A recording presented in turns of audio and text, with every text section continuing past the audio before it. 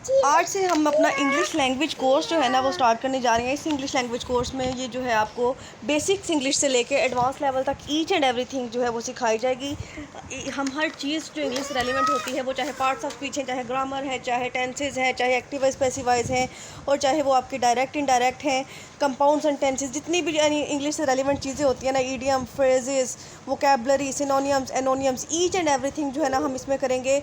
तो ये जो है ना सबसे पहले तो यानी एक जो मुझे अक्सर लोग मैसेज करते हैं कि हम इंग्लिश में जो है ना बोल नहीं पाते, हमारी इंग्लिश की ग्रामर बहुत वीक है, उनके लिए भी बहुत ज़्यादा बेनिफिशियल होगी जो है हमारी सीरीज़ लेक्चर की। और इसके बाद वो लोग जो आइट्स के जो है ख्वाहिशमंद हैं, उनके लिए भी ये जो है बहुत ज़्यादा बेनिफिशियल सेशन साबित होगा। और दूसरा जो है जो लोग कम्पिटिटिव एग्ज़ाम्स में अपेयर होते हैं, जैसे TPSC, FPSC, NTS, OTS, CTS या फिर CSS PMS के लिए प्रिपरेशन कर रहे हैं, तो ये जो है उन्हीं लोगों के लिए जो है ना बिल्कुल फ्री ऑफ कॉस्ट क्लासेस हैं, जो कि बहुत ज़्यादा अकेडमीज़ की फ़ीस वगैरह पे नहीं कर सकते, बहुत ज़्यादा चार्जेस पे करने के लिए काबिल नहीं होते। तो इंशाल्लाह ये जो मेरा कोर्स है इंग्लिश लैंग्वेज का, उन सबको बहुत ज़्यादा फ़ायदा देगा। सिर्फ आपसे एक रिक्वेस्ट है कि मेरे चैनल को सब्सक्राइब करें और मज़ीद अपने कॉन्टैक्ट्स के साथ, अपने फ्रेंड्स के साथ, अपने जानने वालों के साथ जो है इस लिंक को शेयर करें, ताकि ज़्यादा से ज़्यादा लोग जो है ना वो इस कोर्स से फ़ायदा उठा सकें और ज़्यादा से ज़्यादा लोग जो है वो इससे सीख सकें। तो इंग्लिश में अब हमने काफ़ी चीज़ें हमने करनी है। ये बहुत एक जो है ना बेस्ट सब्जेक्ट है, कोई 2-4 दिन में ख़त्म होने वाला सब्जेक्ट नहीं है। तो सबसे पहले हम जो स्टार्ट करेंगे ना वोकेबलरी से करेंगे। वोकेबलरी जो है हमारा फर्स्ट पार्ट होगा। डेली के 10 to 15 वर्ड्स जो है ना मैं आपको वोकेबलरी के करवाऊंगी। मॉडर्न इंग्लिश की वोकेबलरी होगी। मतलब यानी वोकेबलरी में ये आ जाता है कि आपके लफ्ज़ों की, आपको इंग्लिश में जो वर्ड होते हैं ना, हमें जो है वही इंग्लिश के लफ्ज़ आते होते हैं जो कि हम डेली लाइफ में अपनी जो है ना सुनते हैं, एक दूसरे के साथ बातचीत में इस्तेमाल करते हैं। जैसे पेन हो गया, चेयर होगी ना, कम हेयर हो गया, इस तरह के वर्ड्स। लेकिन इंग्लिश जो है ना कोई इतना भी सिंपल सब्जेक्ट नहीं है, it is a complex subject. तो इसमें हम अगर आपने कभी PPSC का या FPSC का कोई एग्ज़ाम दिया हो ना, तो आपको पता चलेगा कि वो आपको सिनोनियम एनोनियम में वो वर्ड देते हैं जिनको देख के आप लोग जो है ना एक दफ़ा परेशान हो जाते हैं और आपको ऐसे लगता है कि हमने तो ये लफ्ज़ कभी ज़िंदगी में नहीं देखा था, ना कभी सुना था, तो ये कहाँ से दे दिया। तो वही वाले वर्ड्स जो हैं जो कि मोस्टली पास पेपर्स में PPSC FPSC में और PMS CSS में रिपीट होते हैं, उनको भी हम इसमें ही करेंगे। अब ये क्या होगा कि आपको जो वोकेबलरी के वर्ड्स डेली पे जो है ना हमने सबसे पहले जो है तकरीबन 10 से 15 दिन में जो है ना ये वोकेबलरी ज़्यादा 20 दिन भी लग सकते हैं अगर ज़्यादा वर्ड्स करेंगे। तो 10 to 15 वर्ड्स जो डेली के आपको पढ़ाए जाएंगे, आपने उनके साथ साथ हैंड रिटन नोट्स बनाया करने हैं। ठीक है, हैंड रिटन नोट्स में आप कैसे करेंगे कि पहले आपने वर्ड लिखना है, उसके सामने उसका उर्दू में, हिंदी में जो मीनिंग होता है, आप अब पाकिस्तानी है तो उर्दू में लिखेंगे, अगर इंडिया से या किसी और कंट्री से बिलोंग करते हैं तो उस लैंग्वेज में उसका मीनिंग लिखेंगे, सिंपल इंग्लिश में और या उर्दू में। और उसके सामने आप उसके 2 से 3 आपने सिनोनियम लिखते हैं जो मैं आपको करवाया करूँगी, और उसके सामने ही 2 से 3 उसके एनोनियम लिखने हैं, मतलब अल्फाज मुतज़ाद लिखने हैं और अल्फाज मुतरादिफ भी उसके लिखने हैं कि हम मायने लफ्ज़ कौन से होते हैं इस वर्ड के लिए, और इसके मुतज़ाद मतलब उल्ट वाले अल्फाज जो है वो कौन से होते हैं। तो इस तरह से हम वोकेबलरी सीरीज़ जो है ना वो स्टार्ट करेंगे।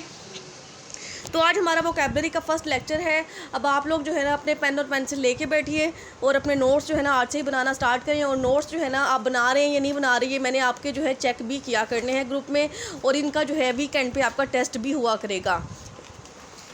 तो स्टार्ट करते हैं। फर्स्ट ऑफ ऑल है एबेट। क्या वर्ड है ये? एबेट। एबेट जो वर्ड है, एबेट का मीनिंग होता है कम करना, किसी चीज़ को कम करना। तो इसके जो उर्दू मीनिंग आप लिखेंगे कम करना, और इसके सिनोनियम मतलब हम मायने अल्फाज जो हैं इसके लिए होंगे मॉडरेट या फिर डिक्रीज़, या फिर आप इसको मिनिमाइज़ भी लिख सकते हैं, रेड्यूस भी लिख सकते हैं। इसी तरह से अगर जब आप इसका एनोनियम बताना है, इसका उल्ट वर्ड बताना है, तो उसमें आप इंक्रीज़ भी लिख सकते हो, एग्रावेट भी लिख सकते हैं। ठीक है। इसके बाद एडहेयर वर्ड है। एडहेयर का मतलब होता है किसी चीज़ से जुड़े रहना, चिपके रहना, जमे रहना। तो इसके सिनोनियम होंगे कंप्लाई, ऑब्जर्व, और इसके एनोनियम होंगे कंडेम और डिसजॉइन। इसके बाद हमारा थर्ड वर्ड है एबॉलिश। एबॉलिश का जो है ना मतलब होता है ख़त्म कर देना, किसी चीज़ को जड़ से ख़त्म कर देना। तो इसके जो है सिनोनियम होंगे एब्रोगेट या फिर एनुअल, या फिर आप इसकी जगह पे फिनिश भी लिख सकते हैं, या फिर कंप्लीट भी यहाँ पे किसी हद तक इस्तेमाल हो सकता है। और इसका जो है आप एनोनियम जब करेंगे, इसका उल्ट करेंगे, तो एबॉलिश का मतलब अगर किसी चीज़ को कायम करना है, ख़त्म करना है, तो सेटअप या फिर इस्टेब्लिश, यानी किसी चीज़ को कायम करना। उल्ट हो जाता है ना, अगर कोई चीज़ ख़त्म करना और किसी चीज़ को कायम करना, सेटअप और इस्टेब्लिश इसके एनोनियम होंगे। इसी तरह से नेक्स्ट हमारा वर्ड है एक्यूमेन। एक्यूमेन जो वर्ड है इसका मतलब होता है तेज़ फहमी, किसी की इंटेलिजेंसी के लिए इस्तेमाल होता है, किसी की जो है ना होशियारी चालाकी के लिए इस्तेमाल होता है। तो इसके जो सिनोनियम होंगे वो होगा अवेयरनेस और ब्रिलियंस। और इसी वर्ड के एक्यूमेन के एनोनियम होंगे स्टूपिडिटी, इग्नोरेंस, फुलिशनेस, ठीक है। और इसके बाद नेक्स्ट हमारा वर्ड है एबैश। एबैश का मतलब होता है शर्मिंदा करना या शर्मिंदा होना। क्या मतलब है एबैश का? शर्मिंदा करना या शर्मिंदा होना। तो इसके सिनोनियम में आप जो है अशेम्ड भी लिख सकते हैं, इसके अलावा डिसकंसर्ट भी लिख सकते हैं और रैटल भी लिख सकते हैं। अब एबैश का एनोनियम होंगे आपके अपहोल्ड, डिस्कम्पोज। इसके बाद नेक्स्ट हमारा वर्ड है एब्जॉल्व। क्या वर्ड है ये? एब्जॉल्व। एब्जॉल्व का मतलब होता है किसी को बख्श देना, मुआफ़ कर देना, रिहा कर देना। तो एब्जॉल्व के जब हम करेंगे सिनोनियम तो वो होगा आपका पार्डन, फॉरगिव, या फिर इसकी जगह पे आप जो है वो किसी को जो है रिलीज़ भी लिख सकते हैं, रिहा कर देना।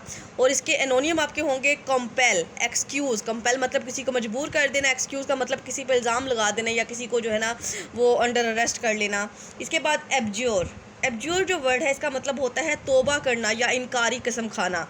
मतलब यानी हम लोग अक्सर यानी कोई जब हमें किसी चीज़ से बहुत ज़्यादा नुकसान पहुंचता है ना तो हम कहते हैं मेरे तो बाप की भी तौबा, आज के बाद मैं ये काम नहीं करूँगा। तो उसके लिए ये वर्ड यूज़ होता है एब्ज्योर। एब्ज्योर का मतलब तौबा करना या फिर इनकारी कसम खाना। और इसके जो आपके सिनोनियम होंगे वो होंगे फॉरसेक और रिनाउंस। और इसके एनोनियम आपके होंगे अप्रूव और सैंक्शन। इसके बाद नेक्स्ट हमारा वर्ड है एब्जेक्ट। एब्जेक्ट कहते हैं कमीना, मतलब किसी बुरे इंसान के लिए इस्तेमाल किया जाता है, बुरी चीज़ के लिए। तो इसके सिनोनियम आपके होंगे डिस्पाइसेबल और इसके अलावा सर्वाइल। और इसके एनोनियम आपके पास आ जाएंगे कमेंडेबल एंड प्रेजवर्थी। कमेंडेबल एंड प्रेजवर्थी मतलब एब्जेक्ट अगर हम किसी कमीने इंसान को कह रहे हैं तो प्रेजवर्थी मतलब काबिल तारीफ़ इंसान। इसके बाद नेक्स्ट हमारा वर्ड है अबाउंड। अबाउंड का मतलब होता है भरपूर, बहुत ज़्यादा होना, कोई चीज़ कसरत से होना। तो इसके सिनोनियम में आपके पास आ जाएंगे फ्लोरिश, प्रोलिफरेट। और इसका एनोनियम आपका आ जाएगा डेफिशिएंट मतलब कोई चीज़ कमी में होना, डेस्टिट्यूट। इसके अलावा फिर नेक्स्ट हमारा वर्ड है एबॉर्टिव। क्या वर्ड है ये? एबॉर्टिव। एबॉर्टिव का मतलब होता है नाकाम। एबॉर्टिव मीन नाकाम। तो नाकाम के जब आप सिनोनियम देखेंगे तो फर्स्ट ऑफ ऑल आपके पास है वेन मतलब यानी जिसे कोई फ़ायदा ना हो, या फिर अनप्रोडक्टिव। और जब आपने इसके इनोनियम लिखने हैं तो इसका प्रोडक्टिव हो जाएगा, क्योंकि अनप्रोडक्टिव का जो उल्ट होता है वो प्रोडक्टिव ही होता है ना, मतलब ऐसी चीज़ जिससे कोई फ़ायदा ना हो रहा हो और ऐसी चीज़ जिससे कोई फ़ायदा हो रहा हो। इसके बाद नेक्स्ट हमारा वर्ड है एक्रीमनी। क्या वर्ड है ये? एक्रीमनी। एक्रीमनी कहते हैं हार्शनेस को या फिर बिटरनेस को, या किसी चीज़ की जो होती है ना तेज़ी या मिजाज की तुर्शी। मतलब कुछ लोग होते हैं ना जो बहुत ज़्यादा जो है ना वो हार्श उनका बिहेवियर होता है, बहुत उनकी तल्ख ज़ुबान होती है, तो ये वर्ड उनके लिए इस्तेमाल होता है। तो इसके सिनोनियम में आपके पास आ जाएंगे हार्शनेस और बिटरनेस। और इसके जो एनोनियम होंगे उसमें आपके पास आ जाएगा कर्टिसी मतलब यानी अच्छे अखलाक, और बेनिवोलेंस किसी का बहुत रहम दिली से जो है ना एक दूसरे के साथ पेश आना। इसके बाद नेक्स्ट हमारा वर्ड है एकॉर्ड। एकॉर्ड। एकॉर्ड का मतलब क्या होता है कि एकॉर्ड का मतलब है किसी के साथ तालमेल होना या किसी का साथ देना, किसी के अकॉर्डिंगली चलना। तो हम इसका सिनोनियम हम करेंगे एक एग्रीमेंट और एक हारमोनी। और इसका सिनोनियम आपके पास होगा डिस्कॉर्ड। डिस्कॉर्ड। अब देखिए नेक्स्ट हमारा वर्ड है एडजंक्ट। एडजंक्ट। एडजंक्ट का मतलब होता है इजाफा या फिर उससे रेलिवेंट चीज़ें, यानी किसी चीज़ में इजाफा करना या कोई मुतलका चीज़ें। तो एडजंक्ट के सिनोनियम में आपके पास आ जाएंगे एक तो ज्वाइंट, एक एडिड, और दूसरा जो है इसके जब आप एनोनियम करेंगे तो वो आपके पास आएगा सेपरेटेड मतलब अलहदा कर देना, या फिर सब्ट्रैक्टेड जो है माइनस कर देना। ठीक है। एडजंक्ट का मतलब यानी मिला लेना, इजाफा करना, किसी चीज़ में ऐड कर लेना। तो मतलब यानी मैं आगे कहूँ कि मैंने क्लास में कुछ स्टूडेंट्स को एडजंक्ट कर लिया है। ठीक है, मैंने कुछ स्टूडेंट्स को क्लास में एडजंक्ट कर लिया, इसका मतलब कि मैंने क्लास में मज़ीद स्टूडेंट्स को ऐड किया है। और अगर मैं कहूँ कि मैंने उनको सेपरेट कर दिया या सब्ट्रैक्ट कर दिया तो मतलब मैंने क्लास से कुछ स्टूडेंट्स को एलिमिनेट कर दिए, उनको खारिज कर दिया, निकाल दिए।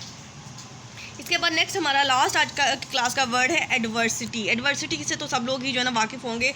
एडवर्सिटी कहा जाता है बदबख्ती को, नहूसत को, या बुरे हालात को, बुरे वक्त को। ये लिटरेचर के स्टूडेंट्स ने तो ये वर्ड बहुत दफ़ा पढ़ा होगा।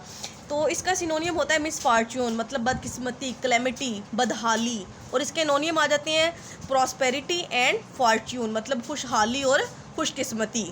तो ये थी हमारी आज की फ़र्स्ट क्लास वोकेबलरी की। उम्मीद है कि आपको ये सारे वर्ड्स की समझ भी आ गई होगी। आप डेली के इनके नोट्स जो है अपने डेली जो है प्रिपेयर कर लिया करेंगे, और इनकी डेली की डेली आपने लर्निंग करनी है, क्योंकि ज़्यादा जब इकट्ठे हो जाए ना फिर आपको याद करने में भी मुश्किल होगी और फिर बहुत ज़्यादा बर्डन बन जाएगा।